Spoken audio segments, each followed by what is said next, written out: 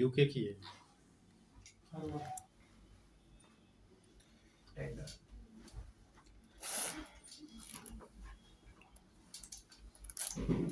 चलो कहाँ तक हो गया? असाइनमेंट दिया था बताए थे क्या दिया था सर ने? असाइनमेंट दिया था एक तो डीए और पीआर यार करना था और कुछ कीवर्ड्स थे क्या थे? हाँ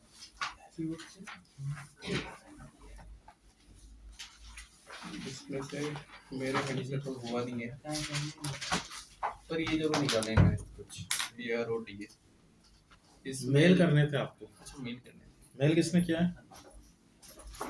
नो बच्चों की तरह नोटबुक में लिख कर ले आते हो। सर मेल वो तो करना है ताकि सभी लोग देखें। बुक तो आप मैं ही देख सकता हूँ बस। मेल किसी ने भी नहीं किया। आपका कहाँ है? अच्छा नहीं हो पाया। आपका अनु? सर मेरा पहले का करा हुआ है तो वो मैं ठीक है फिर आप रहने दो। अपना सर मैंने भी किया 2 दिन का बाकी वही सर जो इन्होंने बोला है और ये के साथ जाऊंगा क्या ऑडियंस के साथ जाएगा। पहले का किया हुआ है? पहले किया हुआ कल टाइम नहीं मिल पा रहा है फिलहाल पहले का काम कर लिया आपने? अरे पहले का कहाँ पे किया? दूसरे बैच में भी आते हो क्या आप? नहीं आपके यहीं पे आ अच्छा नहीं वो जैसे ठीक है चलो। अपना मैं उनकी बात कर रहा हूँ पहले का अभी कर रहा हूँ पहले का बाकी कल चेक करूंगा मैं असाइनमेंट। और इन्फिनिटी वाला मैंने आपको कोर वेबसाइट के वो बनाने के लिए दिए थे। आपका चेक करो। खाली 2 पेज ये मिले हैं मेरे को जिसका पीआर 100 अभी करा है भी मैंने वेट की लैपटॉप एक मैंने आपको कोर साइट में बनाने के लिए दिया था, वो किसी ने किया है या कोई डाउट हो तो पूछ लो। वो तो सर परसों दिया था आपने ठीक है चलिए नया टॉपिक लिखिए। आपका सिलेबस आपकी प्रैक्टिस के ऊपर डिपेंड करेगा, ये हमेशा ध्यान रखना। ट्रेनिंग आपको पूरे 3 महीने लेनी है, 60 दिन में फ्री होना है, या आप लोग डिसाइड करोगे। मैं ऐसे ऐसे टॉपिक खा जाऊंगा कि आप मुझसे पूछ भी नहीं पाओगे कि सर आपने कुछ छोड़ा है क्या, कुछ रहा है क्या, और मैं बताऊंगा भी नहीं आपको। मैं पहले ही बोल रहा हूँ मुझे असाइनमेंट तो चाहिए, नहीं तो मैं धीरे धीरे टॉपिक खाना स्टार्ट कर दूंगा। एक बेच बता देता हूँ मैं आपको, मैंने 45 डेज में पूरी ट्रेनिंग कंप्लीट कर दी उनकी। अब वो ये पूछ रहे हैं कि हमारे सिलेबस में से आपने क्या नहीं पढ़ा है। इनके आपको लगे तो पूछ लो क्या नहीं पढ़ा है, क्योंकि जब तक आप डाउट नहीं करोगे, असाइनमेंट नहीं करोगे, तो अंदर कैसे क्वेश्चंस बनेंगे, उसको कैसे समझ में आएगा। तो देख लो अपने हिसाब से। नहीं सर हम घर के ही आते हैं वर्डप्रेस वाले, लेकिन अब 2-3 दिन से पुराना छोड़ो, Saturday पुराने वाले के लिए हैं। मैं आपको सैटरडे संडे, इसलिए सैटरडे में ऑफ इसलिए रखता हूँ ताकि आपको 1-2 दिन मिल जाए प्रॉपर। सैटरडे तो एक्चुअली तरीका ये है सही प्रैक्टिस का कि आप आज जो पढ़ रहे हो उसकी प्रैक्टिस पहले करो, ताकि आज जो पढ़े हो फ्रेश है, तो आपके जो लॉजिक्स हैं वो प्रॉपर तरीके से लॉजिक्स वर्क करेंगे। आप आज का काम 2 दिन बाद करोगे तो वो निकल जाता है दिमाग से। पुराना जो छूट गया उसको छूटने दो, उसको उसके लिए अपने पास सैटरडे संडे है, वो अपन रिकवर कर लेंगे उसको। क्वेश्चंस दिए थे वो भी नहीं किए होंगे, कुछ क्वेश्चंस लिखवाए थे मैंने।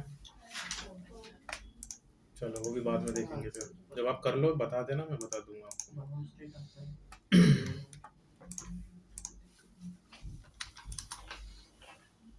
तो हम लोग बैकलिंक की बात कर रहे थे कि आपको बैकलिंक बनाना कहाँ तक हो गया था, मुझे एक बार बता दो। ये तो क्वेश्चन है, टॉपिक कहाँ तक हो गया था? ये हो गया था, उसके बाद आपने क्वेश्चन दे दिए थे। ठीक है, देखो ऑफ पेज का मैंने आपको मतलब बताया था कि ऑफ पेज हम क्यों कर रहे हैं। अपनी वेबसाइट का कंटेंट आपको दूसरी वेबसाइट में सबमिट कर रहा है, तो सबमिट करने से अपने को क्या बेनिफिट होगा कि जब उसका क्रॉल स्पीड बढ़ेगा तो वो आपका भी क्रॉल होगा, तो हमारा जो क्रॉलिंग है वो मल्टीपल टाइम्स हो रहा है जितनी अलग अलग वेबसाइट पे सबमिट करोगे। अब कोई वेबसाइट आपको सबमिट क्यों करने देगा, वो भी एक क्वेश्चन है। तो आपको उन्हीं वेबसाइट को ज्वाइन करना है जो ओपन सोर्स वेबसाइट होती है। ओपन सोर्स वेबसाइट क्या हुई? ओपन सोर्स वेबसाइट वो होती हैं जो अपने लिए नहीं सभी के लिए वर्क करती हैं, जिसको सब मिलकर चलाते हैं। जैसे फेसबुक उसने बना के छोड़ दिया, अब हम लोग क्या करते हैं, अकाउंट बनाते हैं और अपने हिसाब से मैनेज करते रहते हैं उसको। तो इस टाइप की वेबसाइट को हम बोलते हैं ओपन सोर्स वेबसाइट। तो ऑफ पेज एसईओ हमेशा ओपन सोर्स वेबसाइट पे किया जाता है, जैसे विकिपीडिया। अब अगर आप देखें यहाँ पे फ्लिपकार्ट ने अपना विकिपीडिया पे सबमिशन कर दिया, देखिए अब उसने कैसे किया होगा, वो गया होगा उस पर, यहाँ पे उसने कंट्रीब्यूटर अकाउंट बनाया होगा और अपने नाम की एक पोस्टिंग डाल दी। ऐसी जितनी भी एजेंसीज है सब अपने अपने नाम की पोस्टिंग डाल रही है, तो सभी मिलकर चला रहे हैं इसको, तो इसको हम बोलते हैं ओपन सोर्स वेबसाइट। तो स्टेप फर्स्ट आपकी कि आपको क्या कंटेंट यहाँ पे सबमिट करना है बैकलिंक के लिए, तो वो आप लिख लीजिए।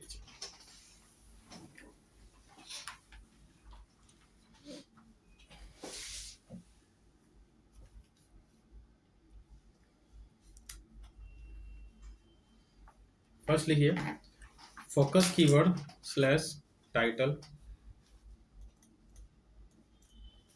सेकंड यूआरएल, यूआरएल पे स्टार लगा लो, ये मैंडेट है तभी आपको बैकलिंक मिलेगा। सेकंड पॉइंट है URL, third Meta description, fourth content and last keywords. ये सब आपको सबमिट करना पड़ेगा। अब ये सब में क्या आ गया, आपका पूरा का पूरा पेज ही आ गया। आपकी वेबसाइट में क्या होता है, एक टाइटल होता है वो हमने ले लिया, एक यूआरएल होता है, मेटा डिस्क्रिप्शन होता है, कंटेंट होता है, कीवर्ड्स होते हैं। तो आपको पूरा की पूरा अपना एक वेब पेज दूसरी वेबसाइट पे सबमिट करना है। अब अगर हम किसी वेबसाइट पे सबमिशन कर रहे हैं, जैसे आपके सामने फ्लिपकार्ट का सबमिशन दिख रहा है किस प्लेटफॉर्म पे, विकिपीडिया के प्लेटफॉर्म पे, तो सबमिशन भर कर देने से आपको बैकलिंक नहीं मिलेगा। अब बैकलिंक कोई भी वेबसाइट आपको देगी या नहीं देगी, रिवर्ट करेगी या नहीं करेगी, ये डिपेंड करता है उसके सबमिशन के टाइप्स पे। तो अब बैकलिंक में भी दो टाइप के सबमिशन होते हैं, do follow and no follow.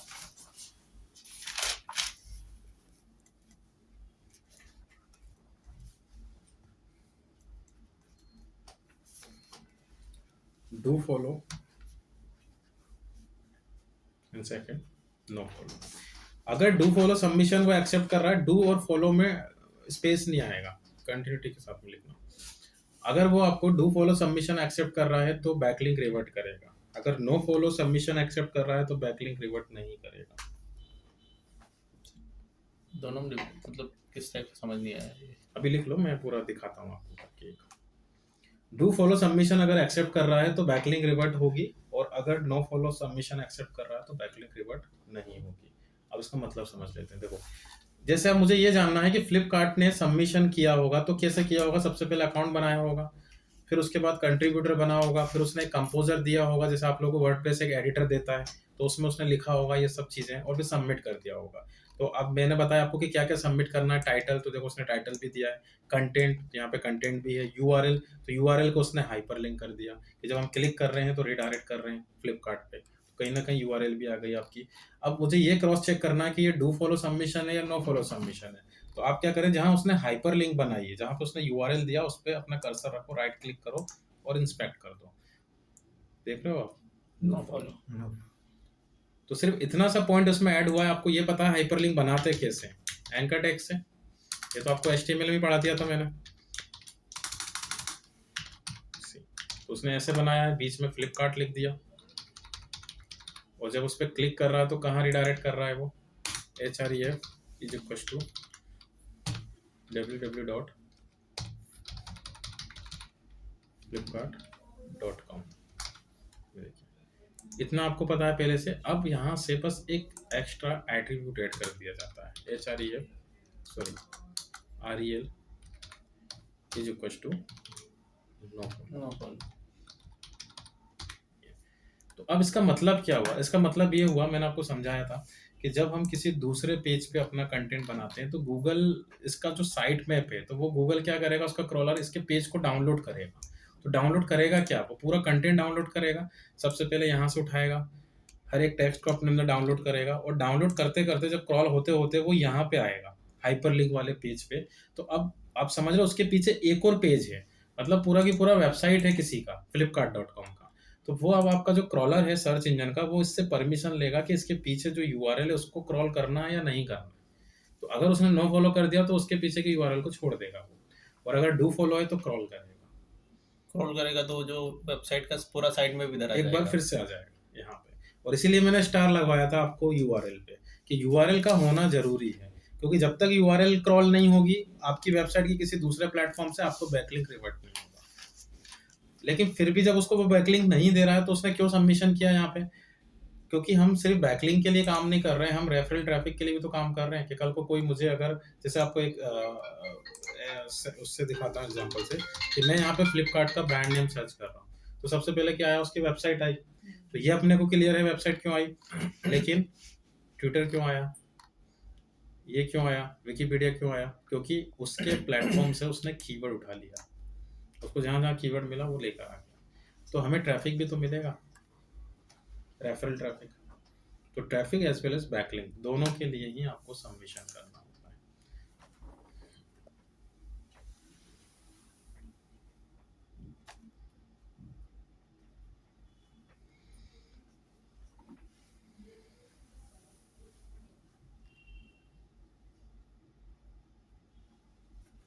Of page करने का एक रीज़न ये भी होता है, जैसे आप लोग अभी दो तरीके से पूरे एसईओ को पढ़ रहे हो कि एक जिसमें हम लोग कंटेंट पे काम करते हैं, कंटेंट मतलब कीवर्ड्स वगैरह लगाते हैं, जैसे इसने लगा दिया hair transplant clinic in Indore, content भी लिख दिया, टाइटल भी हो गया, मेटा डिस्क्रिप्शन भी हो गया, और ये सब करने में मुश्किल से 1 या 2 दिन लगते हैं। आप क्या करोगे आगे, आया समझ में? तो आगे की प्रोसेस फिर ये होती है बैकलिंक वाली, और ये काफ़ी लॉन्ग टर्म तक चलती है।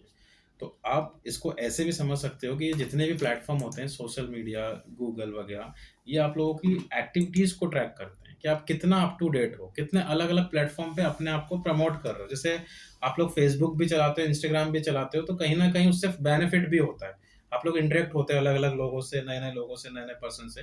तो इन लोगों की जो डिफॉल्ट एआई होती है वो कहीं ना कहीं आपका अपडेशंस चेक करती रहती है। तो आप रेगुलरली अगर दूसरी वेबसाइट पे अपने कंटेंट को सबमिट करते रहोगे तो सर्च इंजन की नज़रों में आओगे, किसके थ्रू, उसके क्रॉलर के थ्रू, और जितना ज़्यादा आप अप टू डेट रहोगे दूसरे प्लेटफॉर्म पे, वो आपकी वेबसाइट को रैंक करवाना स्टार्ट कर देगा। जैसे एक सिंपल सा कॉन्सेप्ट मैं आपको बता देता हूँ कि कोई यूट्यूबर है या कोई रील्स बना रहा है या कोई ब्लॉग बना रहा है, जैसे सपोज देखिए टेक्निकल प्रोसेस समझना, अब जैसे ये खाना बनाना सिखा रही है, ये यहाँ पे ब्लॉगिंग सिखा रहा है, ये सब स्टूडेंट ही है मेरे।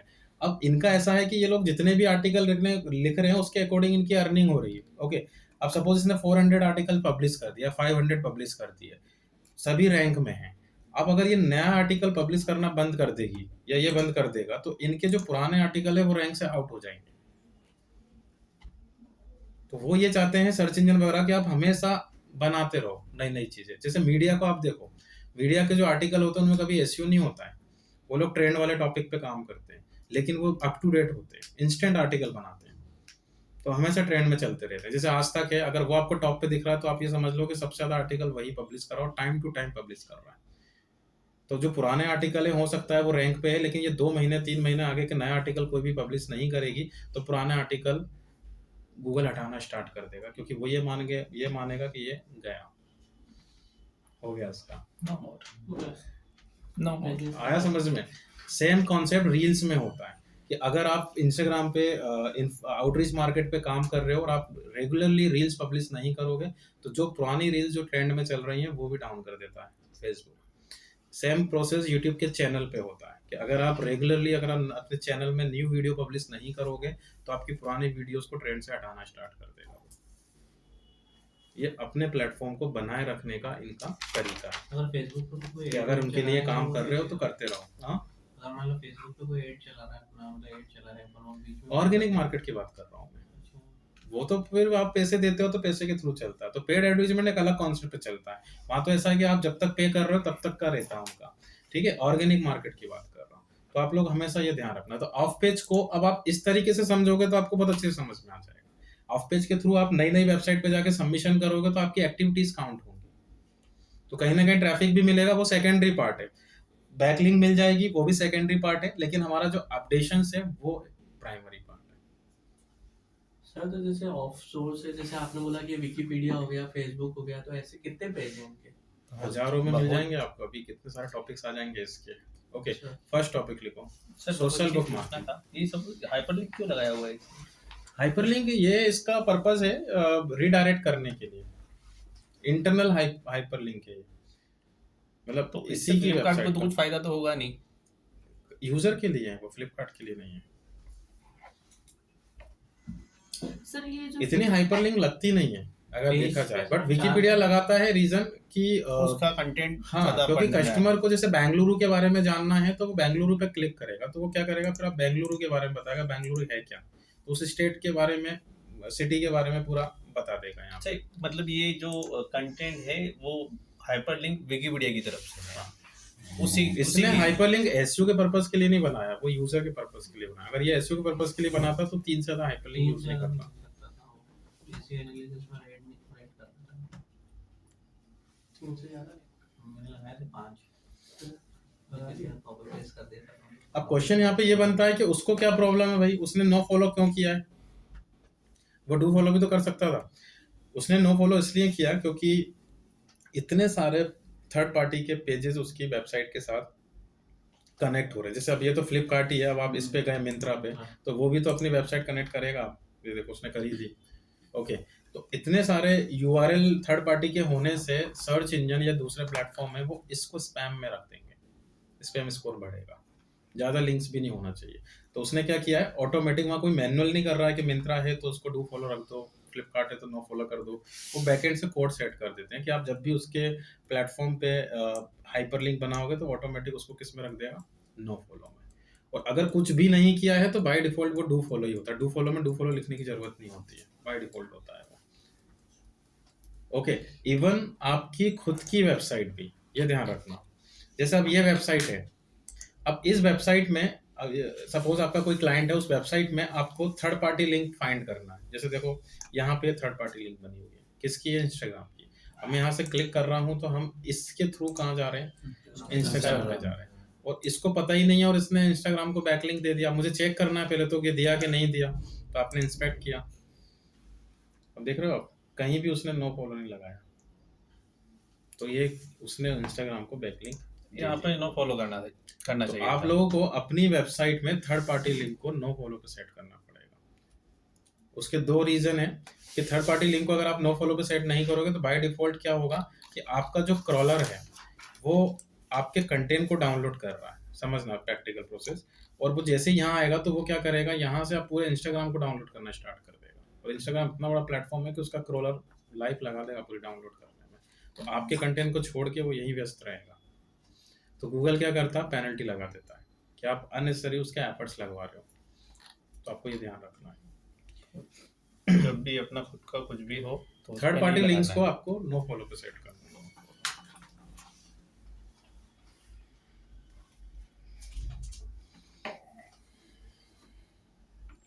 अब जैसे अगर आप कोर में कर रहे हो तो मैंने आपको कोड बता दिया कि जहां भी आपकी थर्ड पार्टी लिंक बन रही है उसमें बस आप REL is equal to no follow एक एट्रीब्यूट आपको ऐड ऑन करना है। लेकिन अगर आप यही काम इधर कर रहे हो CMS में, ब्लॉगर, वर्डप्रेस में, तो वहां तो आपको डायरेक्ट ऑप्शन दे देते हैं वो लोग।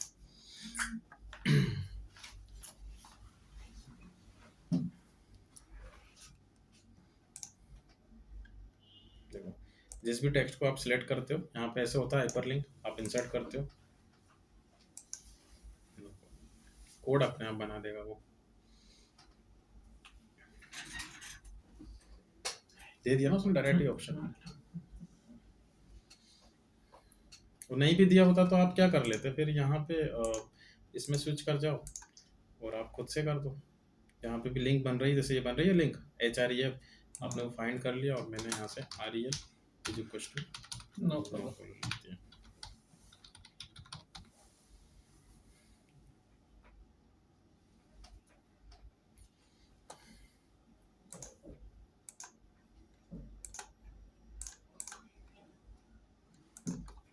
कुछ पूछना है किसी को? वर्डप्रेस पे ये तो हो गया। सेम प्रोसेस है वर्डप्रेस में भी। अच्छा, वहीं पे select नो का फॉलो option का आ ऑप्शन दे जाएगा। देता है। CMS में सभी में मिल जाएगा आपको। और नहीं भी मिलता है तो आपको पता है क्या करना है, उसके कोड वर्जन में जाके आप खुद से इंसर्ट कर दो REL। ठीक है, तो अब बैकलिंक बनाने का फर्स्ट टॉपिक लिखिए SBM, सोशल बुक मार्किंग। अब मैं जो आपको टॉपिक पढ़ाऊंगा ये सब टॉपिक में आपको do follow no follow check करने की जरूरत नहीं, ये बाय डिफॉल्ट डू फॉलो ही होते हैं। ओके, क्योंकि ये स्पेशली SEO वालों के लिए बने हैं, content sharing platform. Social book marking SBM,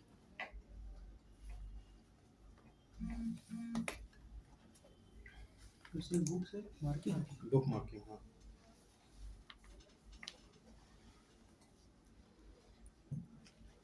example लिख लो, reddit.com।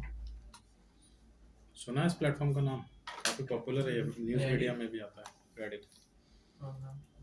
Reddit sorry, 1 second, slash dot.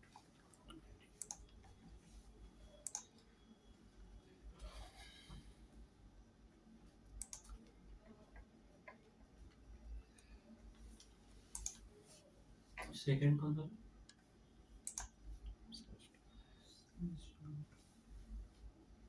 Dot slash dot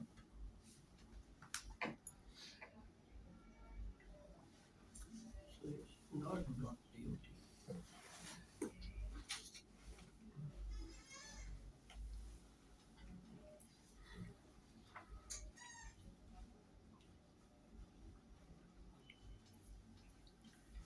अब देखिए कैसे काम करेंगे। मैंने आपको बताया था आउटसोर्स कौन से प्लेटफॉर्म है ये, ओपन सोर्स। तो आपको सबसे पहले अकाउंट बनाना पड़ेगा।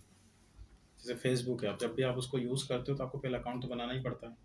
तो आप लोग क्या करना है, स्टेप फर्स्ट में अपना अकाउंट बनाना। जैसे इसने अकाउंट बना लिया, अब आपको वो ऑप्शन देखना जिससे कि हम अपने कंटेंट को इस पर सबमिट कर सके। जैसे आप फेसबुक में पोस्टिंग वगैरह करते हो तो देखो यहाँ डायरेक्ट ऑप्शन दिया सबमिट का, और यहाँ पे भी आपको ये दे रहा है क्रिएट पोस्ट, ये मैंने किया। अब जो मैंने आपको लिखवाया जो हमें सबमिट करना है, टाइटल स्लैश फोकस कीवर्ड। अब सबमिशन करने का तरीका समझ लो कि आपके पास जो वेबसाइट आता है तो ऑन पेज एसईओ और ऑफ पेज एसईओ, दो तरीके से एसईओ चलता है। तो ऑन पेज का काम तो क्या हो गया, कीवर्ड प्लेसमेंट करने का। जैसे अभी हमने यहाँ पे कीवर्ड प्लेसमेंट कर दिया, हेयर ट्रांसप्लांट क्लिनिक। अब मैं इसको अगर देखूँ इस पेज को, तो यहाँ पे आप देख रहे हो इसका टाइटल है। अब इस टाइटल को अगर हम डिकोड करें तो आपको 8-10 कीवर्ड आराम से दिख रहे हैं। अब जैसे सपोज हमने बात की थी फोकस कीवर्ड, एक प्राइमरी कीवर्ड कि मुझे इस कीवर्ड पे काम करना है, hair transplant clinic in Indore, इसको मैं फोकस कीवर्ड मान रहा हूँ। तो फोकस कीवर्ड स्लैश टाइटल, तो मैंने टाइटल में भी फोकस कीवर्ड रख दिया। अब टाइटल का क्या मतलब हुआ कि अगर मैं ब्लॉगिंग साइट बना रहा हूँ तो फिर मुझे पूरे ब्लॉग का टाइटल पुट करना है, और अगर मैं सर्विस पे काम कर रहा हूँ तो मैं किसी एक फोकस कीवर्ड पे काम करूंगा। तो इसलिए मैंने आपको लिखवाया फोकस कीवर्ड स्लैश टाइटल। तो ब्लॉगिंग के लिए पूरा टाइटल पुट कर देना, क्योंकि उनका किसी एक कीवर्ड से ट्रैफिक नहीं आता, मल्टीपल कीवर्ड से आता है। आपका जो मैंने कीवर्ड का सेकंड टाइप आपको बताया था, कॉम्बिनेशन। ओके, सेकंड यूआरएल, तो यूआरएल का ऑप्शन यहाँ दे रहा है। तो जिस पेज पे आपने वो कीवर्ड लगाया है, ध्यान रखना, उसी पेज का यूआरएल आपको देना है। और ये हम पढ़ चुके हैं कि एक कीवर्ड जो किसी एक पेज पे लगता है वो दूसरे पेज पे होता नहीं है। तो सिंपल सा कॉन्सेप्ट है, जिस पेज पे कीवर्ड लगा उसी पेज का यूआरएल वो हमने दे दिया, और उसी पेज का कंटेंट।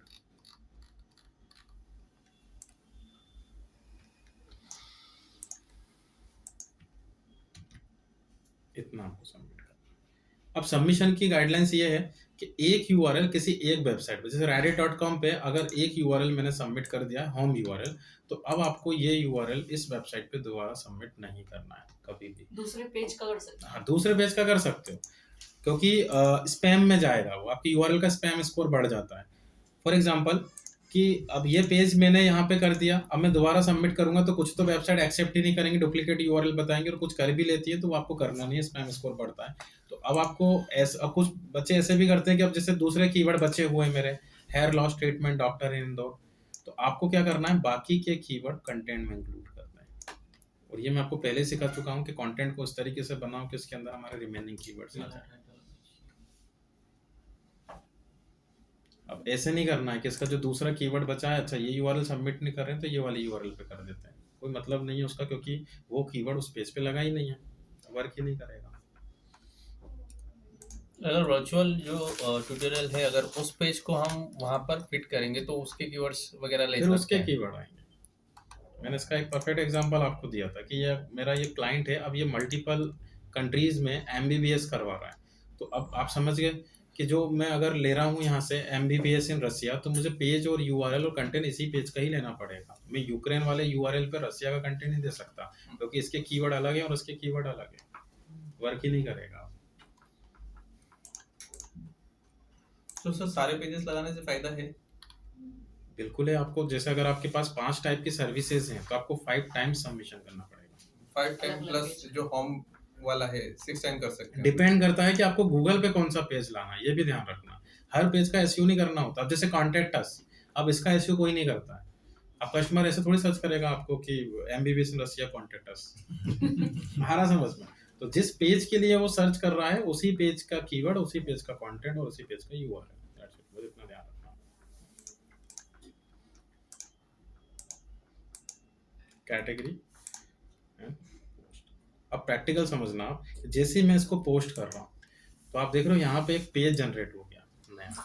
तो हमने किया क्या, हमने एक नया यूआरएल जनरेट कर दिया उसके प्लेटफॉर्म पे। जैसे आप अपने लिए पोस्ट बना रहे थे अपनी वेबसाइट पे, और उसके बाद मैंने आपको साइट में पढ़ाया था कि जब भी कोई नया पोस्ट आप अपडेट करोगे, नया पोस्ट या पेजेस, तो ऑटोमेटिक साइट में क्या करेगा, उसको गूगल के सर्वर में डाउनलोड करेगा। तो इसका साइट में भी तो आपके पेज को डाउनलोड करेगा, लेकिन डाउनलोड करेगा क्या, आपका कंटेंट, आपकी यूआरएल। सर इसमें यूआरएल हिडन है बट है इसके अंदर। तो टेक्निकल प्रोसेस आपको समझ में आ गया कि नई नई वेबसाइट फाइंड करना है और उन पे जाके अकाउंट बनाना है और अपने कंटेंट को सबमिट करना है। कंटेंट चाहो तो आप ये कॉपी पेस्ट कर सकते हो, क्योंकि हर बार नया कंटेंट नहीं बना सकते हम अपनी सारी वेबसाइट में। ऐसे ही अब क्या होगा, दूसरी वेबसाइट पे आप करोगे स्लैश डॉट पे, वो भी एक नया पेज जनरेट करके देगा। तो ऐसे हजारों वेबसाइट पे भी आप कर सकते हो। तो बाकी वेबसाइट कैसे मिलेंगी आपको, आपको एक कीवर्ड टाइप करना पड़ेगा गूगल पे, social book marking site list. तो जो ब्लॉगर्स हैं वो लिस्ट निकाल कर आपको दे देते हैं, आपको बस विजिट करना और वेबसाइट फाइंड। अभी के लिए ये बहुत बेसिक चीजें बता रहा हूँ, आगे मैं आपको सिंटेक्स बता दूंगा तो आप खुद से फाइंड करना सीख जाओगे।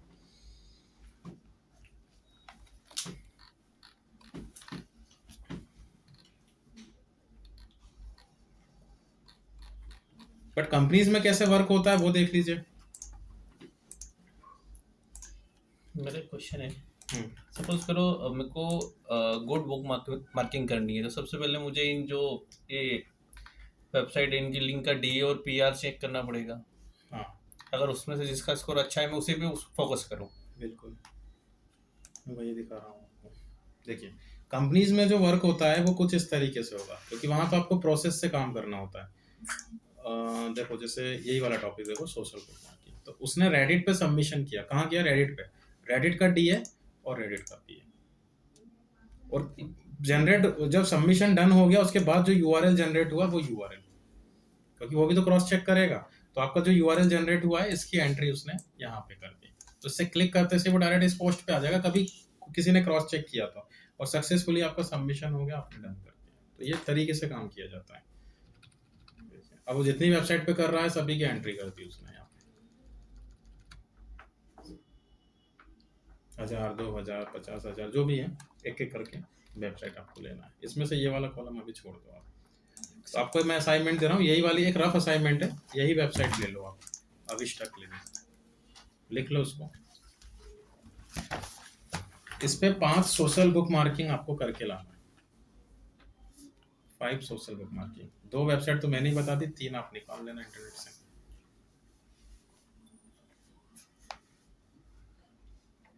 सर अभी जो आपने कीवर्ड बताया था चेक करने का, वो क्या बताया था?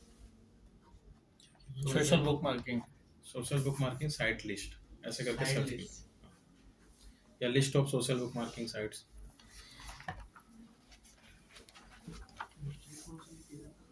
आपको अभी रफ है तो ऐसा कोई रिपोर्ट बनानी नहीं है, बट कॉलम रख लेना किन वेबसाइट पे सबमिट कर रहे हैं, डीए क्या है, पीए क्या है। मैं बाद में आपको मेल कर दूंगा रिपोर्ट, आप चाहो तो उसका फोटो क्लिक कर लो।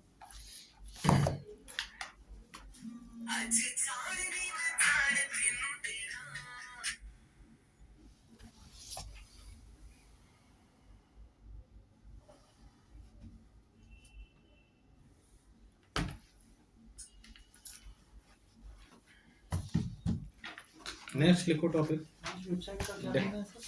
Social book marking.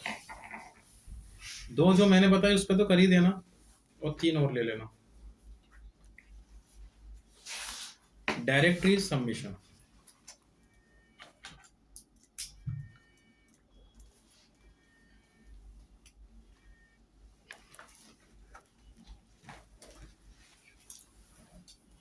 Second topic है बैकलिंक का। एग्जाम्पल लिख लो, यूएसए लिस्टिंग डायरेक्टरी। यूएसए बस नाम है उसका,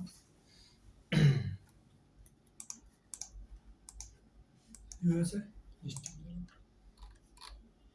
लिस्टिंग डायरेक्टरी। इस टाइप की कुछ वेबसाइट होगी, सैंपल मैंने आपको बता दिया, यूएसए लिस्टिंग डायरेक्टरी.com।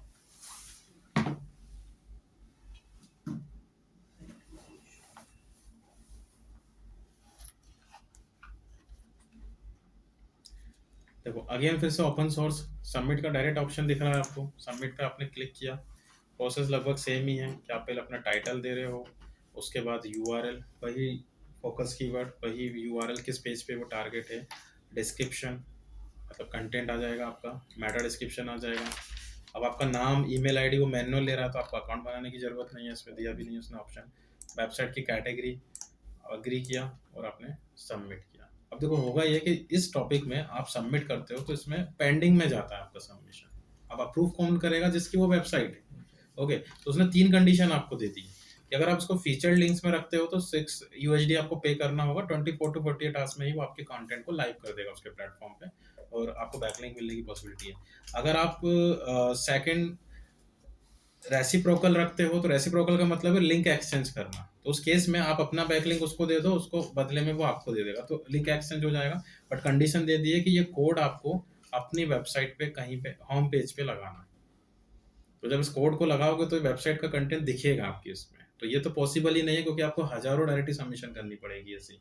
ओके, ये आप दोगे नहीं पैसे, तो अपने पास एक ही ऑप्शन बच रहा है, रेगुलर लिंक्स। आपको रेगुलर लिंक्स पे रखना है इसको, और रेगुलर लिंक्स पे अगर आप रख रहे हो तो इसको इग्नोर कर देना दोनों को।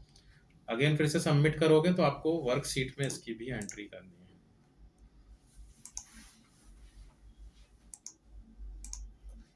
देखो किस वेबसाइट पे सबमिट कर रहे हैं, उसका डी है, उसका पी है, और सबमिशन होते से जो यूआरएल जनरेट होगी वो यहाँ आ जाएगी और आपका स्टेटस। ठीक है, तो एक वर्कशीट और बनाओगे आप, उसमें 5 डायरेक्टली सबमिशन करोगे, और गूगल पे सर्च कर लेना list of directly submission sites.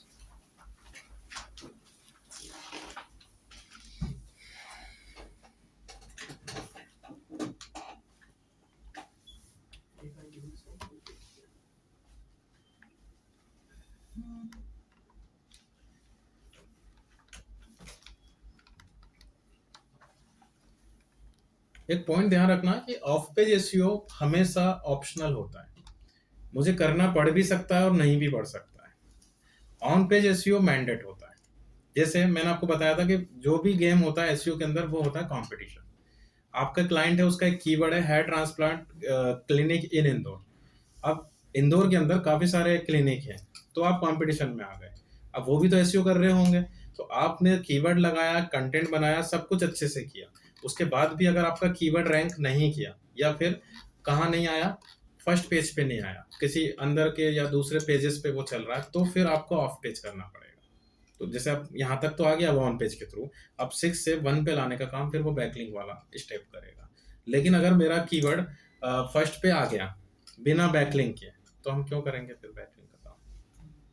आप समझ में आ गया कॉन्सेप्ट? ऑफ पेज एसईओ हमेशा ऑप्शनल होता है, ऑन पेज आपका प्राइमरी मैंडेट होता है।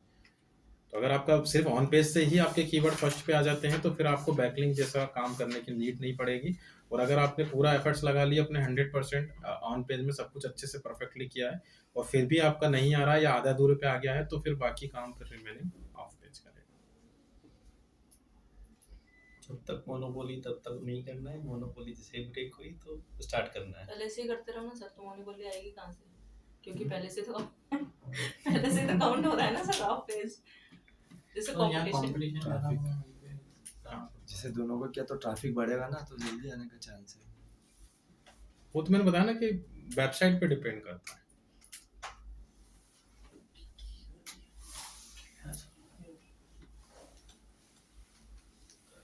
अब जैसे हम लोग पढ़े हैं, मैंने आपको वेबमास्टर बताया, वेबसाइट बनाना बताया, साइट मैप किया आपने, और फिर ये सब on page of page SEO के फंडे समझाए आपको।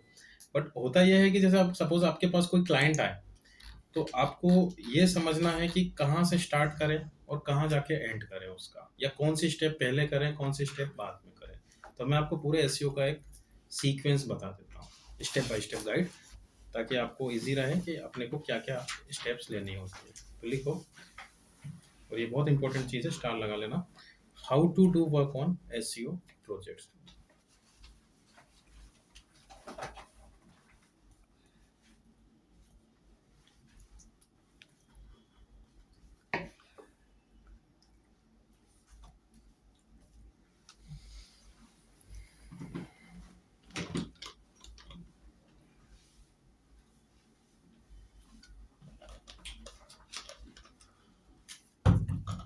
स्टेप फर्स्ट, लाइट नहीं आ रही क्या? स्टेप फर्स्ट लिखिए, प्रोडक्ट और service research.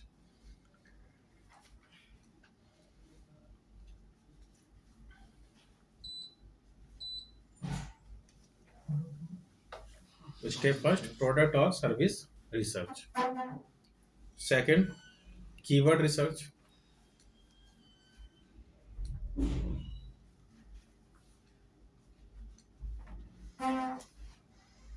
Keyword research.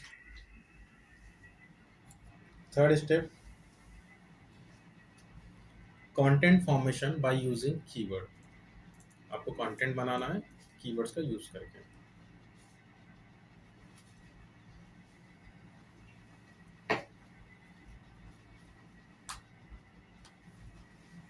Next, on page SEO audit reports. On page SEO client भी दे देता है, हम्म, कंटेंट तो क्लाइंट भी दे देता है। हाँ वो डिपेंड करता है। On page SEO audit report, ये नेक्स्ट स्टेप है। नेक्स्ट लिखिए, ऑन पे किसी audit report, web master submission. Web master submission.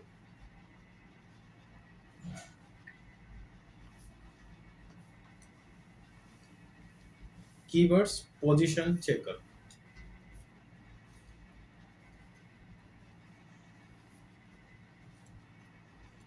Keywords position checker. Next, of page SEO audit report. Of page SEO audit report. And last step, backlink submission.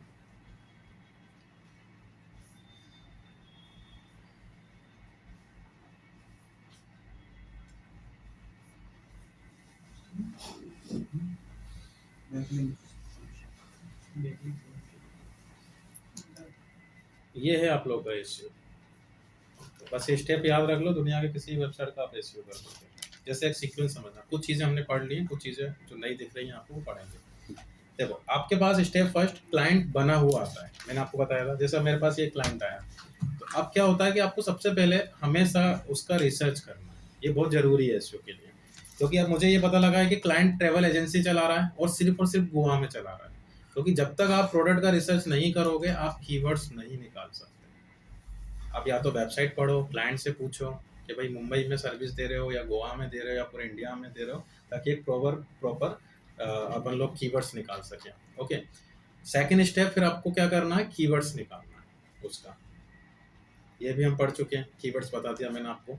अब हम क्या करते हैं, उन कीवर्ड्स को इंक्लूड करते हुए कंटेंट बनाते हैं।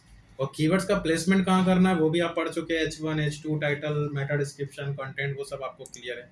ओके, अब हमारे यहाँ क्या उल्टा काम होता है कि वेबसाइट वो डेवलपर बनाता है और डेवलपर क्या करता है, कंटेंट खुद ही बना देता है। अब एसईओ का एस भी नहीं आता उसको, तो वो अपने हिसाब से, आप देख रहे हो कुछ तो भी लिख रहा है यहाँ पे।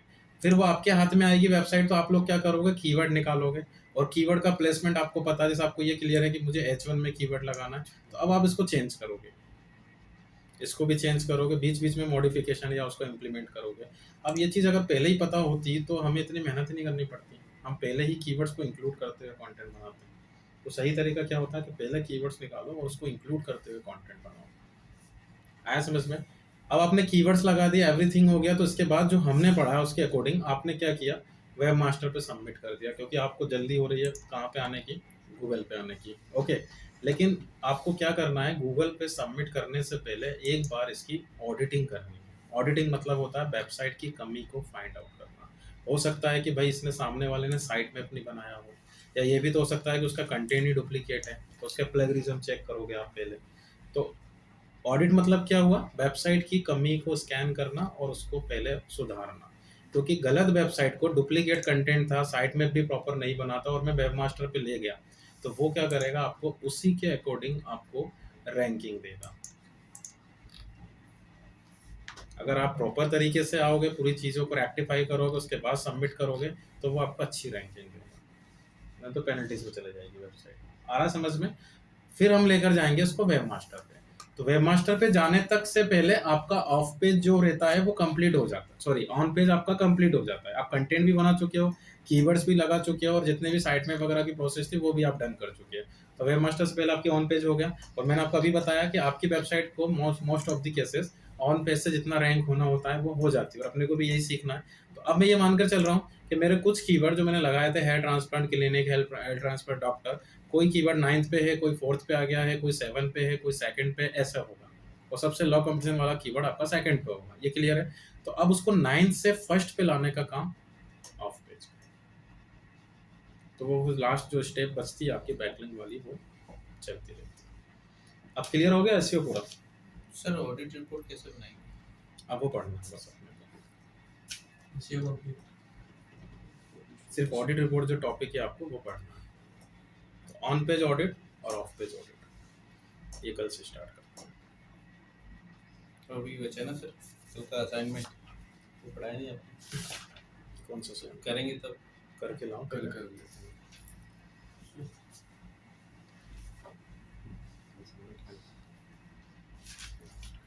असाइनमेंट बनाना सर, तो असाइनमेंट बनाए। हाँ बनाना है ना, कल वाला Assignment परसों तो वाला आप इतनी जल्दी थोड़ी बन जाएंगे, घर से बना के लाना। कल सबमिट करना है। चलो 5 मिनट है, मैं क्वेश्चन बता देता हूँ आपको। एक ही बता पाऊंगा बस, बाकी आप पढ़ के लाइएगा। लेकिन नहीं, कोई मतलब नहीं है बताने का, क्योंकि आप लोग खुद से नहीं करके आओगे तो आपको समझ में नहीं आएगा। पहले खुद से घिस के आओ थोड़ा सा। आपके हो गए? मैं फिर से करूँगी। एक असाइनमेंट और दे रहा हूँ मैं आपको। एक ये सोशल बुक मार्किंग वगैरह तो मैंने दे ही दिया, कुछ क्वेश्चंस मैंने आपको दिए थे। और यहाँ पे एसईओ के स्पेशली जो जॉब वाले, ध्यान रखना, कुछ 150 क्वेश्चंस हैं, तो कुछ टॉपिक हम लोग इन क्वेश्चन से कंप्लीट करेंगे। ओके, तो ये मैं आप लोगों को मेल कर रहा हूँ। आप लोगों का टास्क है कल 1 to 10 क्वेश्चंस मैंने दे दिया, आंसर्स आपको लिखना है। तो कल वाले जो हैं वो तो हैं ही, 10 क्वेश्चन यहाँ से लेना है आपको। बस गो थ्रू करना, और जो जॉब वाले हैं वो उसको क्वेश्चन और आंसर को लिख लेना, बाकी सभी को लिखना है वैसे तो। ठीक है, मेल आईडी टाइप कर दो। मेरी करने। और काफी अच्छे क्वेश्चन से, ध्यान रखना, सभी को पढ़ना है।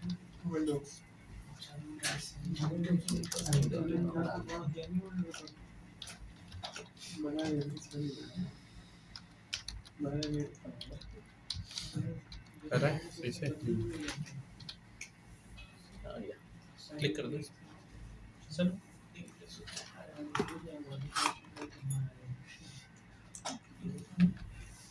नेक्स्ट डालो।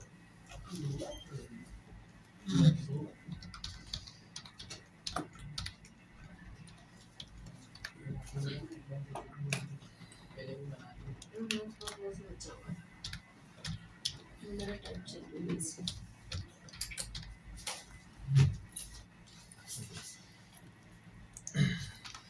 सही डालिए।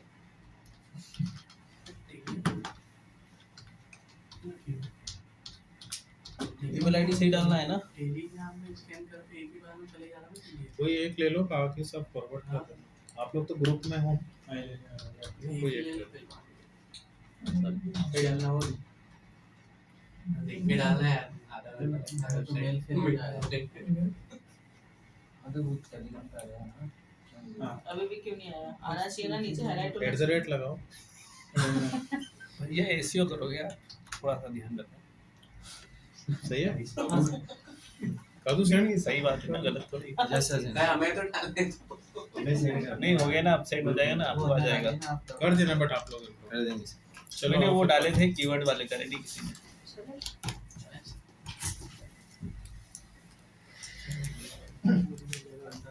सर मेरे को अब उस पे करना चाहिए नहीं करना चाहिए, टुडे वाली पे? तो जितना आपने बोला होता था जा रहा है ना, उतना अप्लाई करते जाओ ना।